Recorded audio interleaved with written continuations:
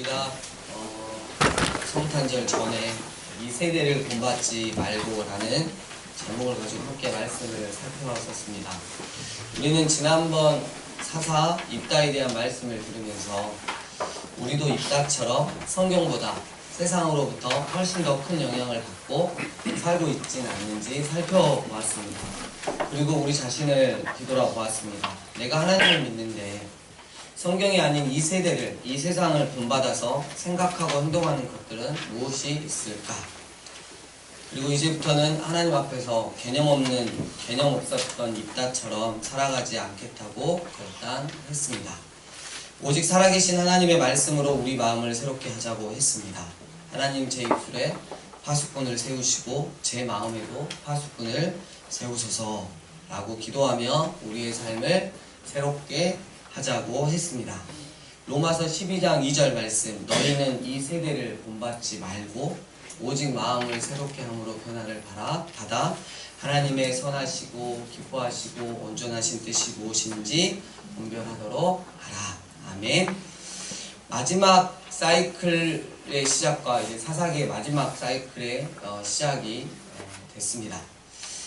다른 때와 마찬가지로 이스라엘 자손이 다시 여호와의 목전에 여호와 하나님 앞에서 악을 행하였으므로 비슷한 결과가 이어졌으니 하나님이 그들의 대적의 손에 또 넘겨주셨습니다. 이번에는 블레셋이었습니다. 여호와의 목전에 악을 행하였다라는 문장이 여러분 항상 사사기에서 후렴처럼 노래 부르면 후렴처럼 반복되었습니다. 그리고 사사기 17장 6절, 21장 25절에서는 이 동일한 사실을 다른 식으로 표현합니다. 그때에는 사람마다 자기 소견에 옳은 대로 행하였더라. 이건 더 쉽게 표현하면 무엇이든 자기 마음에 원하는 대로 행하였더라 라는 말씀입니다. 하나님의 백성은, 하나님의 자녀는 그 무엇에도 하나님의 소견에 옳은 대로 행하여야 하는데 하나님의 백성인 이스라엘은 하나님의 소견에는 상관없이 자기가 하고 싶은 대로 그렇게 행하고 살았다는 것입니다. 그러니까 또 이 말은 이스라엘 사람들이 한 많은 일들이 자기들 보기에는 전혀 악하지 않았다는 거예요. 이것이 악하다는 건 알아. 이것이 하나님께 죄인 줄 알아. 하지만 어쨌든 할 거야 라고 생각한 것이 아니었다는 거예요. 여기서 죄에 대한 두 가지 사실을 우리가 배울 수 있습니다. 첫째로 죄에 대한 정의입니다. 여호와의 눈에라는 말과 우리 자신의 눈에가 대조화되어서 우리를 가르칩니다. 죄는 궁극적으로 우리 자신의 양심을 어기는 것이 아니고 우리 개인의 어떠한 기준을 어기는 것이 아니고 공동체의 기준을 어기는 것이 아니고 우리에 대한 하나님의 뜻을 어기는 것입니다. 죄는 하나님과의 관계를 깨트리는 것, 우리에 대한 하나님의 뜻을 어기는 것으로 정의되어야 합니다. 우리가 어떻게 느끼고 전문가가 어떻게 말하고 문화가 어떻게 동의하는가에 상관없이 하나님이 죄라고 보시면 죄입니다. 둘째로 죄에 속이는 성향을 우리에게 보여줍니다. 이스라엘 사람들은 그들의 죄를 심리적으로, 문화적으로 합리화하고 지지하는 일종의 집단 부정 상태에 있었어요. 마찬가지로 우리도 내 탐욕으로 만들어낸 나의 우상들에 대해 그 죄를 제거할 방법을 찾는 게 아니라 어떻게든 합리화할 방법을 항상 찾아요. 그런 것들은 우리 눈에는 결코 나빠 보이지 않습니다. 왜냐하면 포기할 수 없기 때문입니다. 그래서 모든 상황들을 핑계하면서 어쩔 수 없다고 합리화하는 것입니다.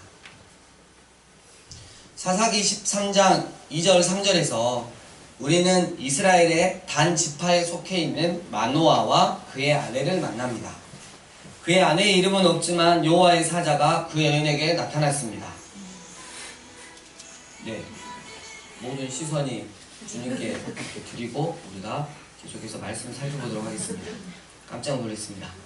그의 아내의 이름이 없지만 하나님이 그의 백성을 구원하시려고 역사하시기 시작하셨습니다. 삼손은 태어나기도 전에 심지어 잉태되기도 전에 선택된 유일한 사사입니다. 2절 마노아의 아내는 임신하지 못함으로 출산하지 못했습니다. 그러나 여호와의 사자가 말했습니다. 3절 이제 임신하여 아들을 낳을 것이라. 4절 그녀는 술을 마시거나 어떤 부정한 것을 먹지 말아야 했습니다. 혹은 아이의 머리를 자르지 말아야 했습니다. 왜냐하면 이 아들은 5절 태에서 나옴으로부터 하나님께 바쳐진 나시림이 됩니다. 그가 블레셋 사람의 손에서 이스라엘을 구원하기 시작해야 하기 때문입니다. 여호와의 사자가 언급한 이 나시린의 서원은 민수기 6장 1절에서 12절에 발견됩니다. 또 세 가지 기본 규정을 갖습니다. 이 나시린은 하나님께 바쳐지는 이 나시린은 서원한 기간 동안 머리를 자르지 말아야 했고 술이든 아니든 포도나무에서 나오는 어떤 것도 마시지 말아야 했고 죽은 시체와 접촉하지 말아야 했습니다. 나시린 서원의 목적은 정말 중요한 시기에 하나님의 특별한 도움을 구하는 것이었습니다. 이스라엘이 정말 중요한 시기에 까딱 잘못하면 영영 완전히 망할 수 있는 그런 상황에 처해 있었기 때문에 하나님이 나시린을 세웠던 것입니다. 하나님을 열심히 간절히 바라본다는 징표가 바로 나시린입니다. 머리를 자르지 않고 포도나무 열매를 삼가는 것은 어떤 목표를 향해 근신 중이라는 것을 보여주는 방법들이었습니다. 죽은 시체에 접촉하지 않는 것은 제사장의 정결 내에 엄격한 규칙을 채택한 것이었습니다. 민수기 6장에 분명히 나오듯 이 나시린의 서원은 자발적이고 그리고 한시적이었습니다. 그런데요, 이 삼손은 자발적이 아니라 이렇게 잉태되기도 전에 자기 의지하고 상관없이 비자발적 나시린으로 태어났다는 것이죠. 그의 부모가 삼손을 위해 서원했습니다. 우리 주변에도 종종 이러한 은혜를 받을 수밖에 없는 아이들을 종종 볼 수 있습니다. 그리고 삼손은 평생 나시린이어야 했습니다. 그의 어머니는 포도주를 마시거나 부정한 음식을 먹지 말아야 했습니다. 왜냐하면 삼손이 태중에 있을 때부터 당장 나시린의 서원이 시작되었기 때문입니다. 어머니가 먹고 마시는 것을 삼손이 태중에서 먹고 마셨습니다. 삼손이 태어나기 전부터 하나님이 삼손을 그 나시린 규칙 아래에 두셨습니다. 정말로 삼손은 5절 태에서 나옴으로부터 그리고 그 전부터 하나님께 바쳐졌습니다. 24절 그 여인이 아들을 낳음에 그의 이름을 삼손이라 하였습니다. 그 이름의 뜻은 이 삼손이라는 뜻은 작은 태양이라는 뜻입니다. 여러분 태양은 많은 가나안인들에게 이방인들에게 신으로 여겨졌으므로 이것은 이스라엘이 여호와 하나님을 완전히 거부하지는 않지만 다른 나라들의 신들을 예배하는 동시에 건성건성으로 여호와 하나님도 예배했다는 단서가 되겠습니다. 이스라엘의 미래의 사사가 다른 종교의 신을 따라 이름이 지어져서 태양의 아들로 불렸다는 것은 앞으로 전개될 삼손 그의 이야기가 정말 걱정이 됩니다. 그럼에도 불구하고 흠이 있는 백성을 위해 흠이 있는 백성을 통해서 하나님은 또 역사하실 것임을 우리는 알고 있습니다. 삼손이 자람에 따라 하나님의 복을 받고 하나님의 성령께서 그의 안에서 역사하시기 시작합니다. 삼손은 정말 모든 영적인 혜택을 가졌습니다. 그는 사사기의 마지막 사사이며 이스라엘의 마지막 큰 희망이었습니다. 이제 우리는 그가 어떻게 하나님께 순종하여 이스라엘 백성을 구원하고 다스리는지 볼 것입니다. 그러나 우리가 알다시피 모든 면에서 완전 실망할 것입니다. 때문에 우리는 하나님의 백성을 위해 훨씬 더 위대하고도 완전한 구원자 사사가 필요함을 느끼게 되는 것이고, 그래서 하나님께서는 수백 년이 지난 후에 우리에게 완전한 구원자 되시고 사사 되시는 예수 그리스도를 우리 가운데 보내주셨던 것입니다. 삼손의 이야기는 섹스, 폭력, 죽음, 권력이 강력하게 결합되어 있습니다. 요즘 액션 영화에 등장할 법한 것들입니다. 그러나 사사기 전체 이야기의 맥락 속에서 읽으면 정말 당황스럽고 괴롭습니다.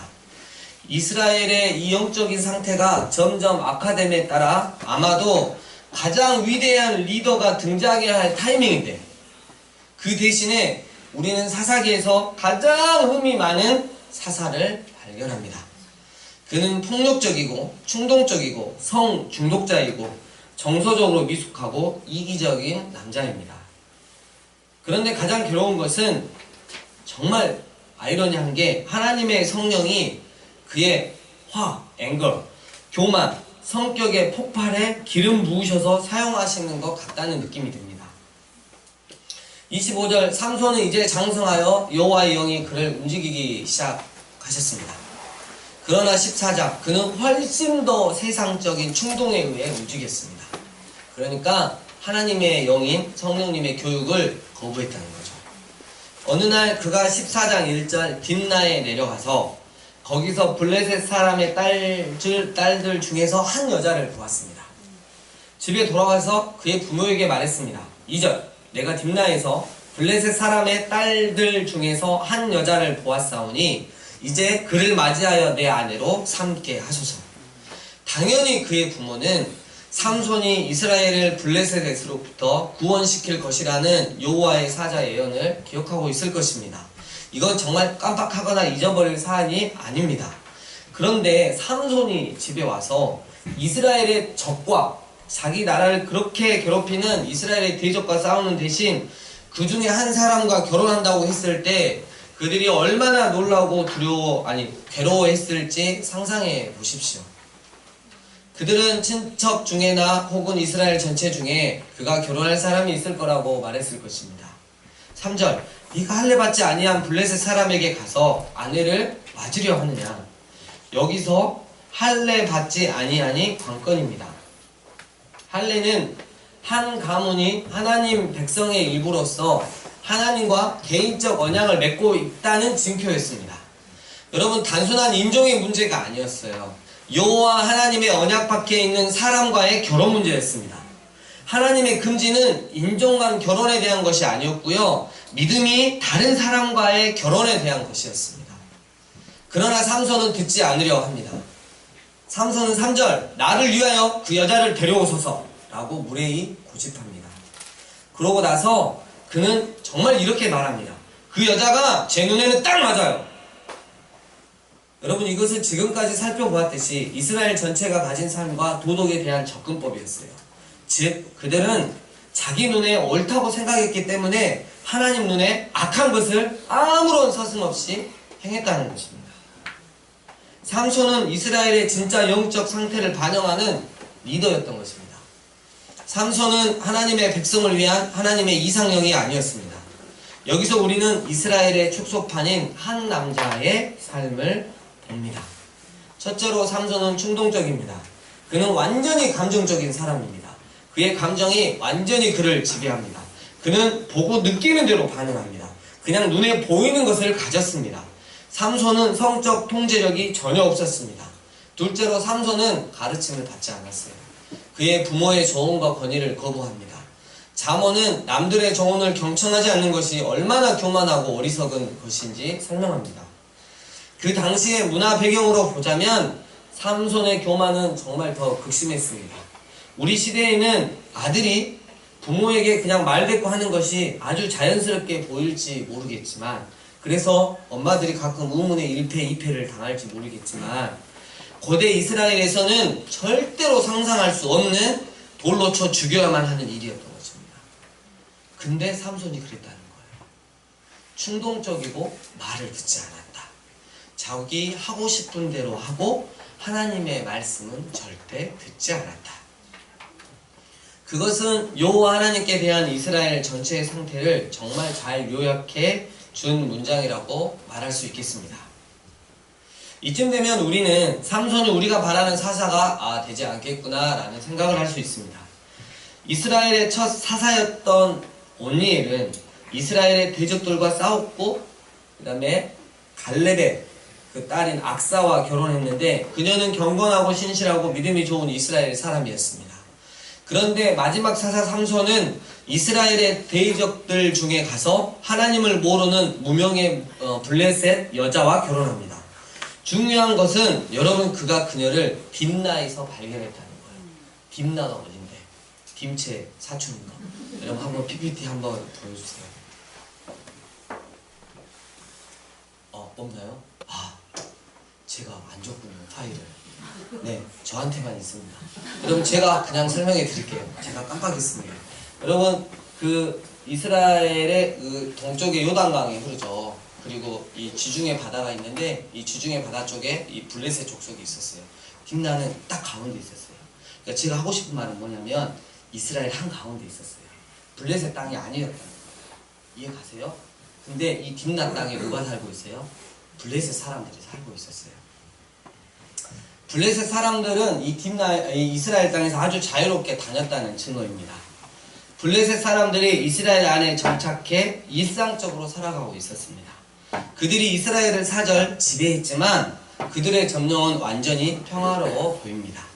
그래서 삼손은 그들 중에 한 명과 결혼할 생각까지 했습니다.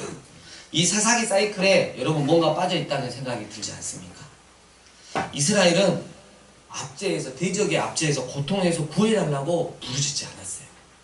다른 사사들하고 반대되는 거예요. 그들은 블레셋 지배에 대한 저항이 전혀 없었어요.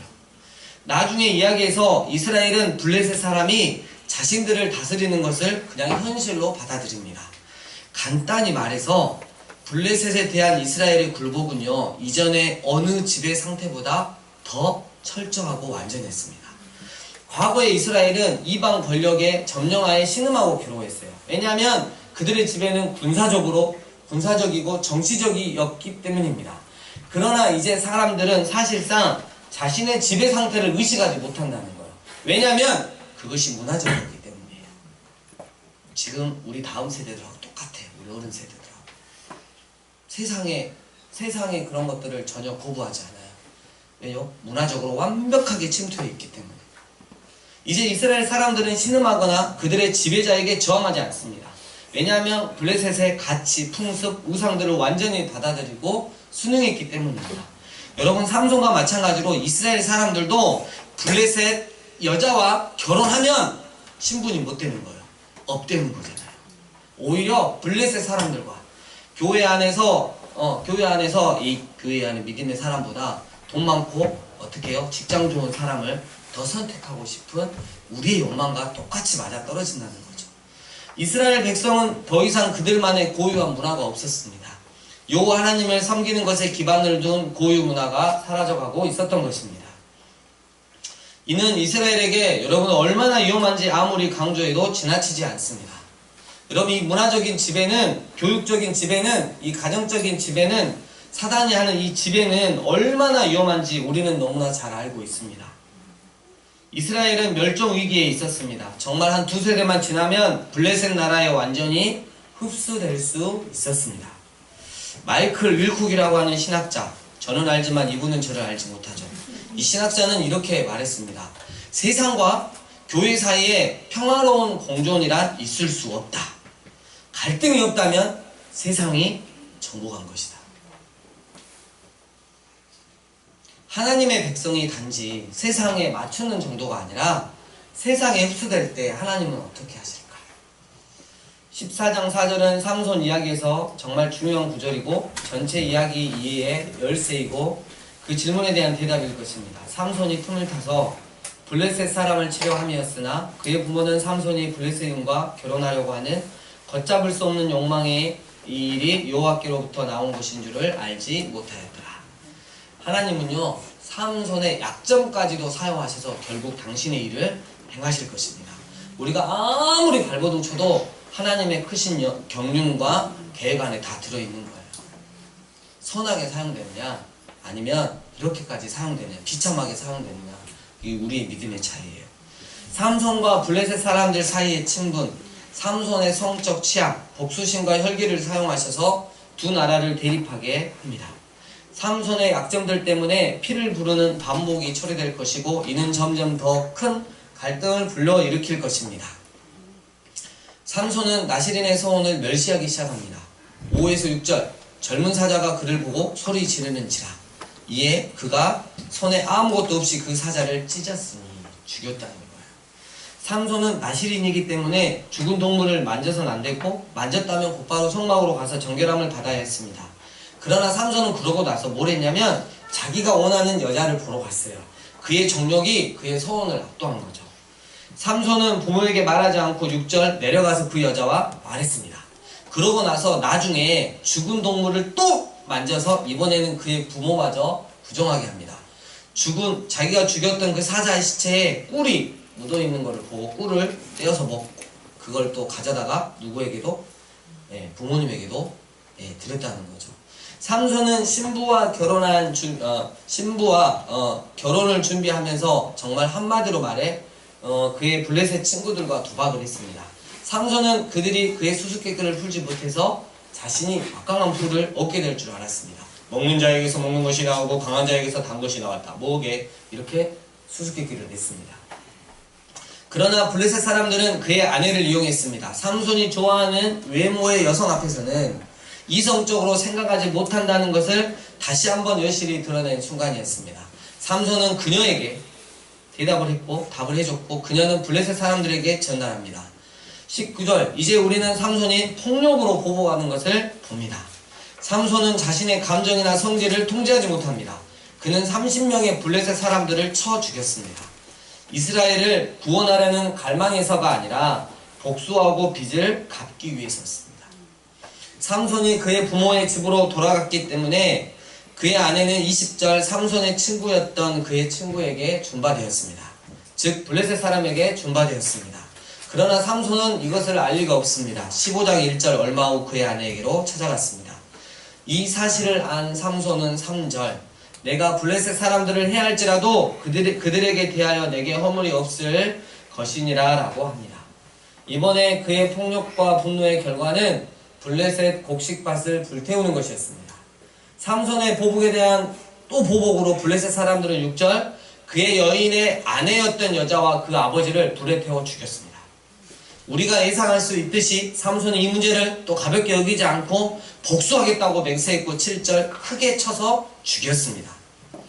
삼손은 하나님이 주신 그의 역할에 주의를 기울이지 않고 잔인할 정도로 폭력적이었습니다. 그러나 블레셋 사람들도 마찬가지였습니다. 그리고 삼손은 하나님의 원수들과 똑같은 행동을 했던 것입니다.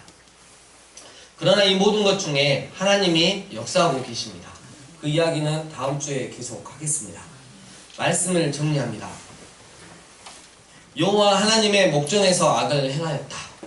사람마다 자기 소견에 옳은 대로 행하였다. 하나님께서는 분명히 악이고 죄라고 하시는데도 무엇이든 자기 마음에 원하는 대로 행하고 싶어 그것은 악도 아니고 죄도 아니라고 우기고 합리화하며 결국 그것들을 행하고 말았던 이스라엘.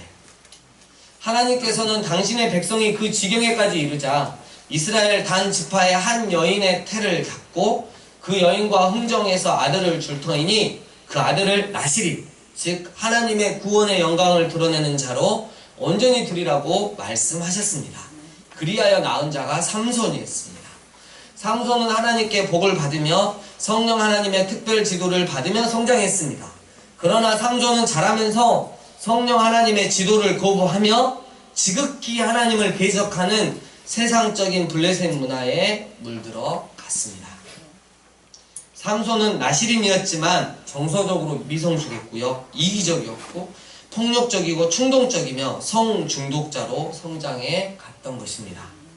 삼손은 또 하나님을 경외하고 사랑하고 하나님 말씀에 순종하는 믿음의 배우자 대신 하나님은 결코 없는 아주 세상만 사랑하는 여자와 결혼하려고 했습니다. 무엇이든 자기 자신이 원하는 대로 해도 이것이 하나님 앞에 악이 되고 죄가 되는지 전혀 상관하지 않았습니다. 자기 눈에만 맞으면 될 뿐이었습니다. 죄로 보지 않았습니다. 그냥 충동적이었습니다. 그냥 성적이었습니다. 부모의 신앙적 가르침을 거부하고 무시했습니다. 충동적이고 말을 듣지 않았던 삼손. 마치 여호와 하나님께 대한 이스라엘의 영적 상태를 그대로 드러내줍니다. 우리도 만일 여러분 정치적으로나 군사적으로 혹은 육체적으로 사탄이 조종하는 세상의 지배를 받는다면 정말 괴롭고 힘들어서라도 하나님을 찾을 것입니다. 육체의 고통이 오는데요. 내 자식이 죽어가는데. 하지만 문화적으로 사단이 조종하는 세상의 지배를 받는다면 그 통제는 곧 내 자신을 충만히 사랑하는 것이기 때문에 하나님을 찾을 필요가 없음을 느낍니다. 그냥 너무 편하고 좋습니다. 때로는 오히려 세상에 그 누구보다도 내 자신이 사단이 만들어 놓은 그 문화적인 지배를 더 받고 싶어 한다는 것이죠.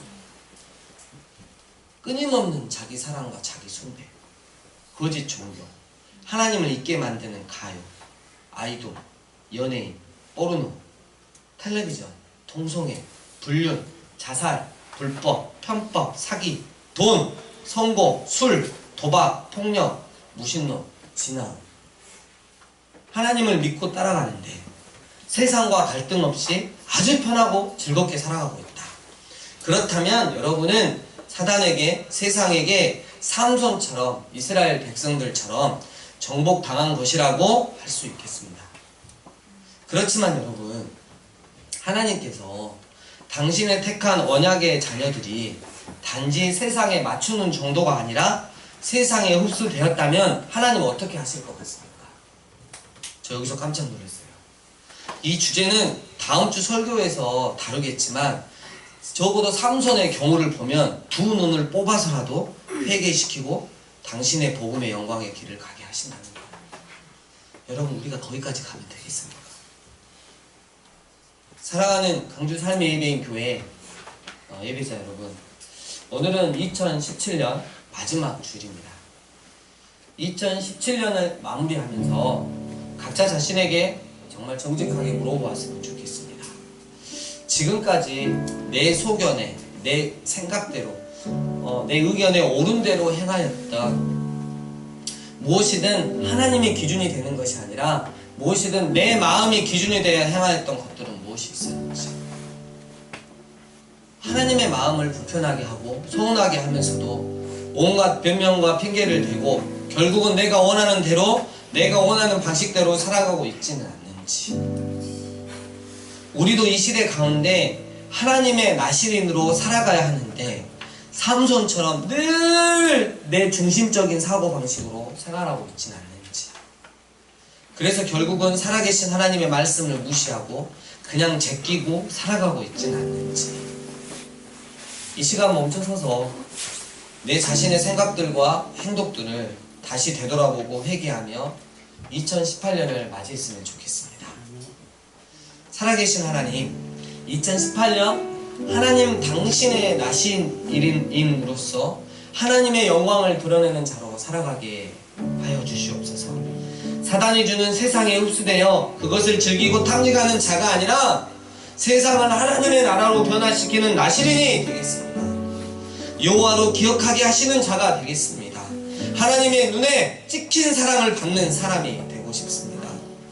세상 사람들이 단호한 결단을 하고 주님 앞에 돌아오게 하는 그 복음의 통로가 되겠습니다. 무엇이든 내 소견이 아니라 무엇이든 하나님의 소견대로 살아가겠습니다. 그러기 위해 2018년 오직 구하는 게 하나 있습니다. 그거는 하나님 당신의 은혜입니다.